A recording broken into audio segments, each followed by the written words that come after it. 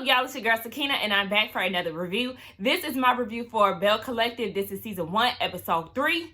Y'all, I was in the middle of filming this earlier today, and I was kind of not feeling it, and literally out of nowhere, the camera just stopped recording. Like, just stopped recording, and it wasn't because of space. It just stopped, and I was like, okay. Obviously, the spirit is telling me, sis, go ahead about your business for a little bit and come right back to it. So here we are again, okay? This might be like take 5, because the first go round, I kept restarting because I was like, oh my gosh, why I can't get right, whatever the case. So here we are again. Let's get into this review, okay? Because this one gonna be it. We claiming that. So the episode opens up with Tamara. She's visiting her family. But before we get into that, honey, listen.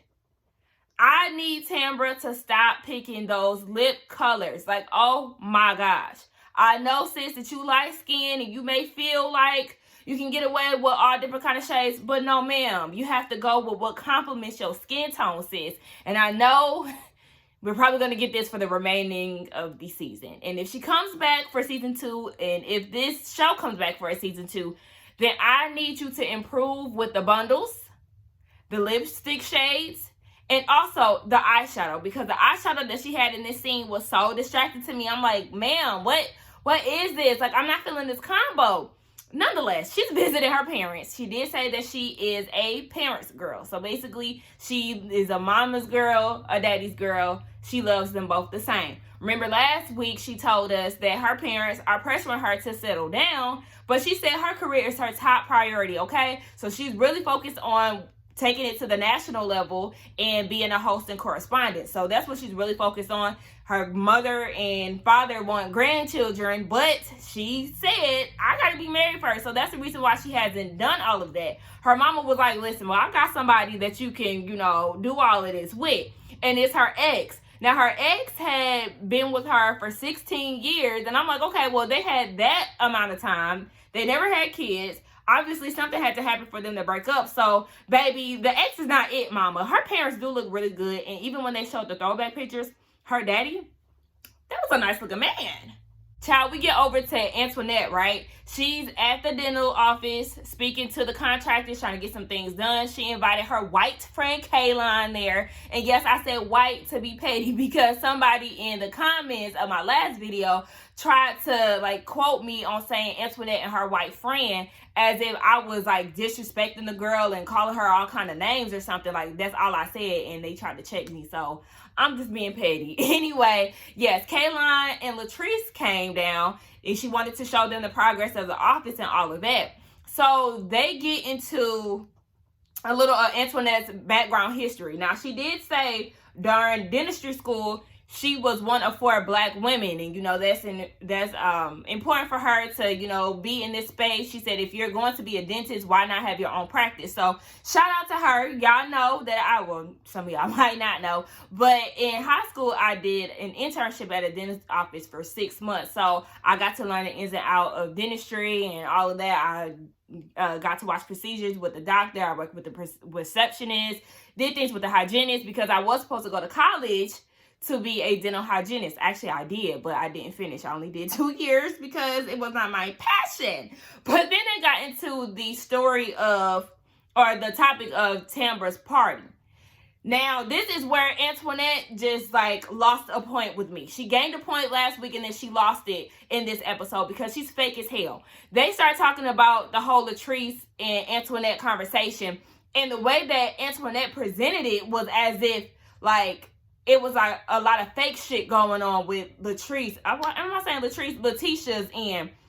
Basically trying to act like Tisha was on some shady shit, and that's not even what it was. Girl, you trying to act like y'all didn't have a whole heart-to-heart and that you wasn't giving off the same energy that she was giving, which seemed to be authentic. But I just feel like she was doing that to really talk shit with Latrice, because even in her confessional, she was saying, oh my gosh, me and Latrice are so shady. And it's like, no, you're doing that to please her. And it's really making you look bad. It's giving me a follower's tea, because I don't like followers. And that was just a weak bitch moment for me. And I did not like it. I didn't like it. And she did say that she respects Tisha for her vision, but I'm still not featuring her off of that because, bitch, you really fake. So while they was talking about that, they mentioned being real. Mind you, Kayline is still there, and she was like, so what does it mean when they say I'm real? What it sound like to you? What does it means exactly what it sounds like. And Antoinette did a good, breakdown of what it means. But I said, see, this is why I couldn't do like the interracial relationships type of thing, because I don't have time to break down my culture, to explain things and all of that. I need somebody of the same background, honey, okay? If you don't look like me, I don't need it, okay? All that chaos and confusion in my relationship, I think not. And that was just getting on my nerves. Like, see, this why you go somewhere, please. We see Marie. Marie is at the house taking care of 2 of 3 grandchildren. She did let us know, yes, her grandkids are all under the age of 1, okay, by her oldest son. And I said, what the hell? All under the age of 1? No, ma'am. That is ridiculous, okay? Your son just out here raw dogging any and everybody within 1 year. So you're going to have to do better. So one of the babies that was there was 1, and then the other one was 5 months. She said that, she has her hands in a whole bunch of pots, okay? She's taking care of her 4 children, her son's 3 kids, and the baby mamas. I'm like, oh, well, hold on, wait. This is just way too much. Where are the baby mom's moms? Because not saying that she can't support, because I can relate to Latrice, child. I can relate to Marie a lot in that aspect, because my brother, he's not doing the best that he can with his 2 children. So, we tend to help out when it comes down to taking care of my niece and my nephew. And rightfully so. It takes a village to raise up a child and all of that. And I'm going to do whatever I can to help my niece and nephew. So I understand it just isn't that extensive. So, but, if need be, then I would. But, Lord, I don't even want to do that. The girls have been taking care of my niece and nephew just fine. So shout out to them. But yes, I just felt like that was a lot to take on. She got her husband there. She said that they married, divorced, and remarried. We're going to talk about him later. So yes, like I said, she's just taking financial control over everything. She's just the head of the household overall. Her son is a deadbeat, okay? He's in college right now. And she just said that he's not doing his part, because one of the baby moms end up coming and picking up the kid, the youngest baby. And I said, wait a minute, because she came and picked up the baby, and then the other baby mama came to pick up the 1-year-old. I said, what in the baby boy hell? Okay, you got Yvette and Peanut coming to pick up their babies. Obviously, they've been fucking with the same dude at the same time, so they probably don't even feel each other like that, which I picked up from that one scene. I said, oh my gosh, this is a mess. Like, whew. Jody, I'm gonna need you to do better. So baby mama number 2, or 1, I don't know, the one who stayed around after the Peanut, we're gonna call her Peanut, left. Yvette stayed around and was like, Jody stayed with me. Yup, he been staying with me. You know that. And by the way, I've been doing good with my classes, but I do need a tutor. I said, so are you asking her to pay for your tutor? Or are you just giving her this information? Because, what do you expect her to do? Like, I didn't understand that, because the college I went to, the university that I went to, it came for free. We didn't have to pay for no tutor. So I'm not understanding where she was going with that. Maybe she was just answering the question or what. But, yeah, she said that Jody was staying with her. And mama had to let her know, listen, I'll support you in that baby, but I'm not supporting your man. And I was like, if y'all stay together, first of all, is he on break? Because he could go to school 3 hours away. So is he on break from school right now? And he's staying with you during this time? Nonetheless, he need to be providing for your kid if he's staying under your roof. Why are you going to his mama? Like, girl, make it make sense. That just threw me all off. But yeah. That scene really did make me grow a liking to Marie, because she's obviously that person that is holding her family down, and I always respect that. So that she gained a point for me there. Now we see that Latrice is out with her PR Mel, and they're discussing her hair care line. So Cliff gets on the phone. He calls her and was like, hey, I was at the shop. You wasn't there. Where you at? She was like, oh, yeah, me and Mel, we having a business meeting. Girl, why did you say that? Because the moment she said that, he was like, business meeting without me? So she was like, yeah, you can come if you want to. And true enough, he did show up. But before he showed up, they was talking about some stuff. And she was talking about the goddess length edge control that she has and how it's doing well and how she wants to associate that with her new hair care line. Baby, why did she say edge Tamar? Girl, what? Do you mean edge Tamar? She said edge Tamar. I said, not Tamar Braxton, bitch. No, ma'am. What? That threw me off. I said, that's that southern accent. But I do love that accent. I just thought that was funny as hell. Like, no, ma'am. You pronounced that a little too hard. But Cliff shows up. You know, he's an investor, so he wants his hands all in her damn company. So Latrice was saying in her confessional that she wants to be an inspiration to black girls because where she grew up, she didn't see a lot of black girls doing what she's doing. So she hopes to be an inspiration. And that's why I really do respect her hustle because she's doing the damn thing and she's making it work. Like, you started out the trunk of your car. Now you got these vending machines and people lined up the same way they were at the trunk of your car. And now you have, you know, a storefront with a salon. Like, I think all of that is amazing. So that is what really makes me like Latrice, even though sometimes in the last 2 episodes, there were things that she was doing to get on my nerves. And her husband really does not help that. But I think without some of those irritating elements, I really could get down with her. So Cliff shows up and he said that he was furious because he wasn't included in this meeting. And Mel was like, oh, you mad? We don't give a fuck. And that's exactly how I felt about it. Like, how I felt like that she was coming off like, oh, for real? Okay. I mean, you're just going to be mad. So then he goes and says, you can't make decisions without me. I'm putting money in. See, that's why you don't need to be involved. Because if you're going to toss your money around, the little investment that you made compared to what she's built overall, then, honey, you can keep that little change, honey. Because I'm sure she wasn't that pressed for it. And he didn't want them to use the word we. And he talking about why y'all didn't use my logo. And Mel was like, I mean, we didn't use your logo on the bottle because I know what Latrice likes. Hello, sir. You are just getting into this. They have been doing this for a while. I'm going to need you to be silent, the silent partner that you're supposed to be. But I like the fact that Latrice does constantly remind him that you didn't see the vision, sir.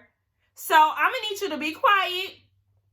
Because you didn't even believe in me to begin with. Now you want to hop on my train. Now that is, you know, in motion. No, get the fuck out of here. Like, he irritates the hell out of me. I just feel like he needs to move the fuck around. And I can tell that he get on Latrice's nerves too. But I need her to really, like, put her foot down. I really feel like she shouldn't have made him an investor because he's just way too involved for my personal preference. So we see that Marie and Letitia meet up at her house. Her house is nice, however. Yes, Tisha, you know you my favorite, right? I'm gonna need your house to have a little more curb appeal as well. Ain't no bushes outside. Where is the landscaping? Okay, I feel like that's very important. In order to draw somebody into a house, you want to make sure that that landscaping is together as well, okay? I didn't like that. I said, no, ma'am, the outside is way too bland, okay? Marie gets there and she looks good, okay? I like her style of dress. I did not like those straight leg jeans and those wedges that she had on in the first scene with her grandkids. But usually from the top up, I like her look.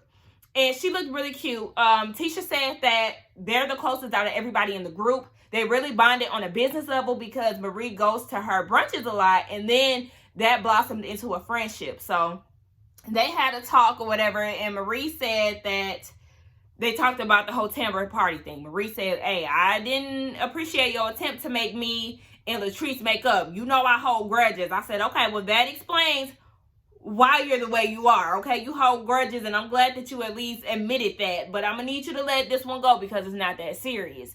And Tisha was saying, like, you know, I know you're not like this. So I don't want the girls to see you as a villain because you're really not like that. And nobody should shake you up that much to make you see red. Like, I'm gonna need you to just peel back a little bit on that because that's not really who you are. You're not a bully, and I don't want people to view you like that.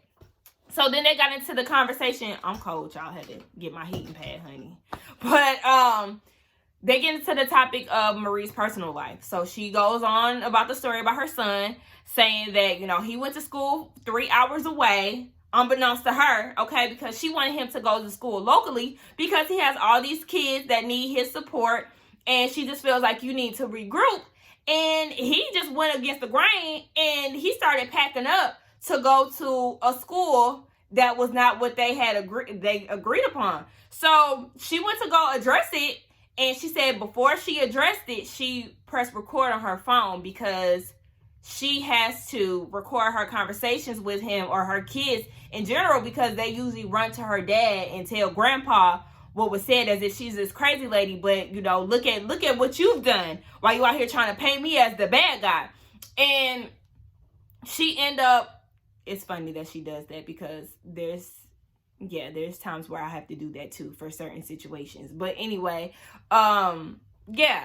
so she went and addressed him about the situation, and he was like, oh, what the hell's going on? He got real combative with her, and he went up to swing at her, and her youngest son intervened and preventing him from doing it. And when he did go to swing, he ended up hitting the wall close to her head. And they did a flashback of the wall being indented where he punched. And I was like, absolutely not. That is crazy as hell. I did not like that at all. What do you mean? So you felt comfortable enough to raise your hand to your mama, and then he walked away and punched the wall 2 or 3 more times after that. First of all, nigga, this is not your house. And I don't blame her for not wanting him back in that house, because how dare you fuck up my shit that I done raised you in, and I done all this shit for you, taking care of your kids and all of this, and this is how you come at me? No, sorry. I couldn't do it. And she started crying, and she was saying, I just feel like he hates me. What is it that I've done for you to talk to me like that? And it was real bad. And she just said that she hadn't talked to anybody about it. I think with the exception of Essie, if I'm not mistaken. My TV skipped, it kind of jumped a little bit, so I didn't know if she told Essie or not.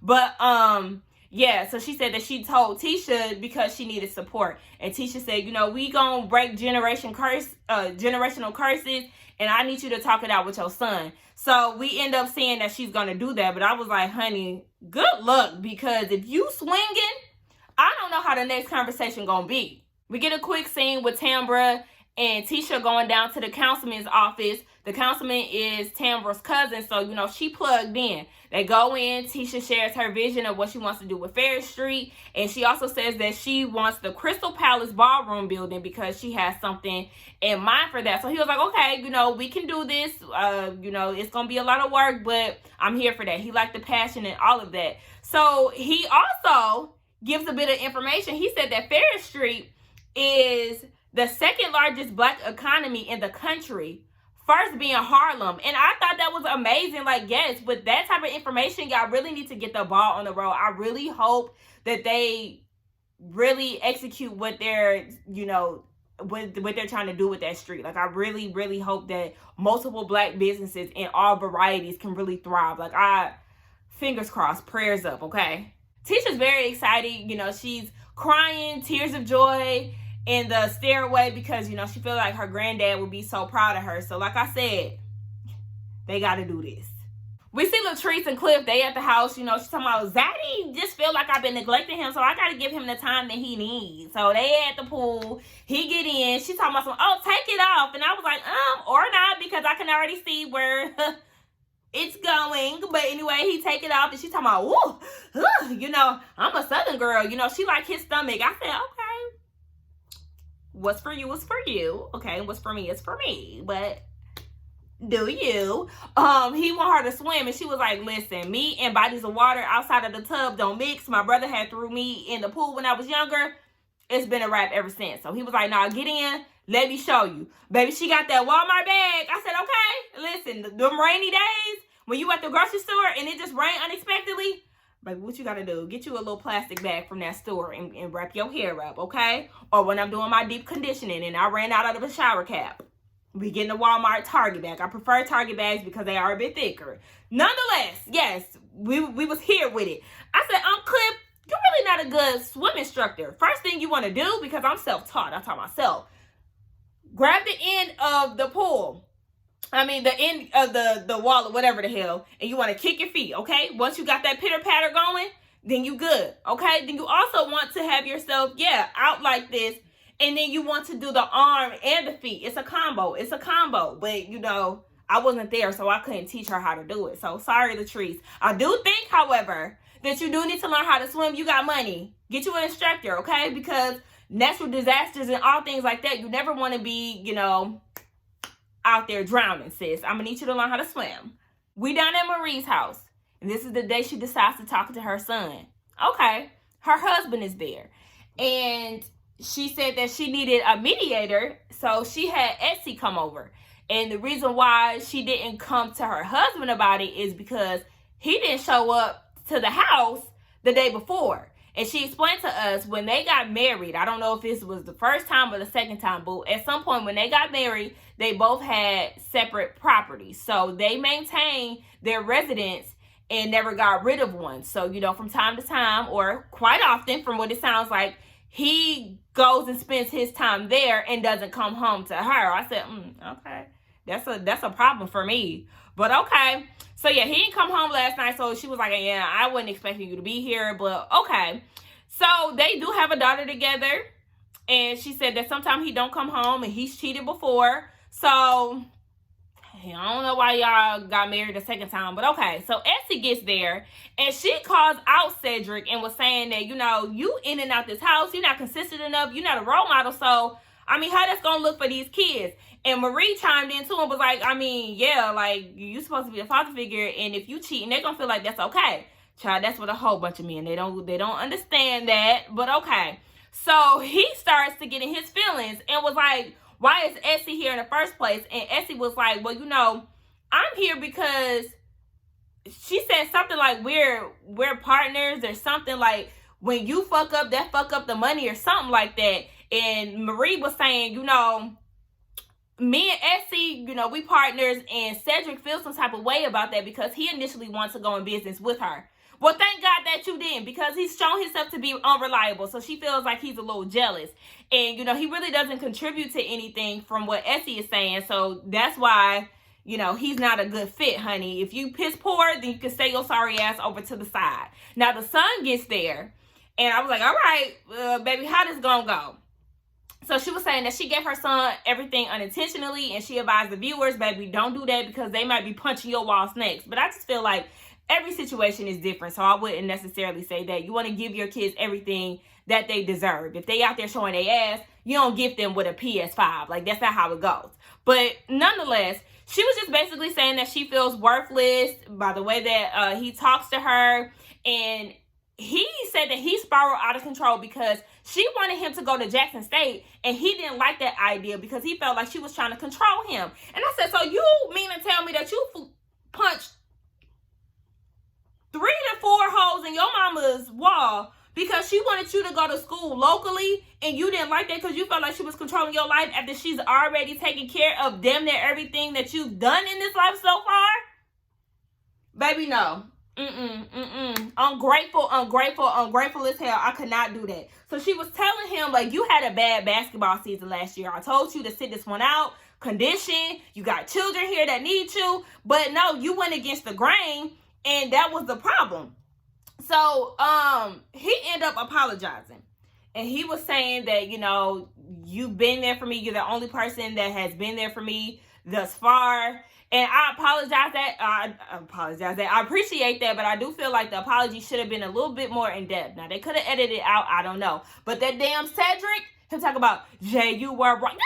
Shut up. I don't know why him commenting really irked me. But I was just like, shut up. I'm not really seeing it for him. But Marie did say that she wants her son to get some type of anger management. She said, you got to get control of your anger because you can hurt somebody with that type of buildup. You can hurt somebody and not even intend to do so. Or you could take that aggression out the wrong way, and she doesn't want him to be another hashtag. And I just feel for every time I hear stuff like that because just, baby, being Black in America, like, So yeah, she just felt like he needs to go to counseling. She suggests family counseling, and she just said that he also needs to communicate with the mother of his children, because there's no way in hell that you can have all these kids and not respond. Like, how sorry could you be? Like, I mean, nigga, you were just out there in school acting like you ain't got 3 kids to take care of. And maybe that's the reason why he went so crazy on her. Maybe he's overwhelmed, but still, nigga, this is your responsibility at the end of the day. You got to take care of what you've done, your decisions. Like, whew, I don't know. We see that they do go to counseling next week, so hopefully everything works out with them. But that was my review for the Belle Collective. I did enjoy this episode. Marie definitely gained a point. Antoinette lost one. Tisha, still my favorite. Tamara and her annoying voice, still indifferent. And as far as Latrice, you know, she getting up there. Anyway, y'all let me know what y'all felt about this video or episode. Don't forget to like, comment, and subscribe to my channel. And I will see y'all in the next one. Bye.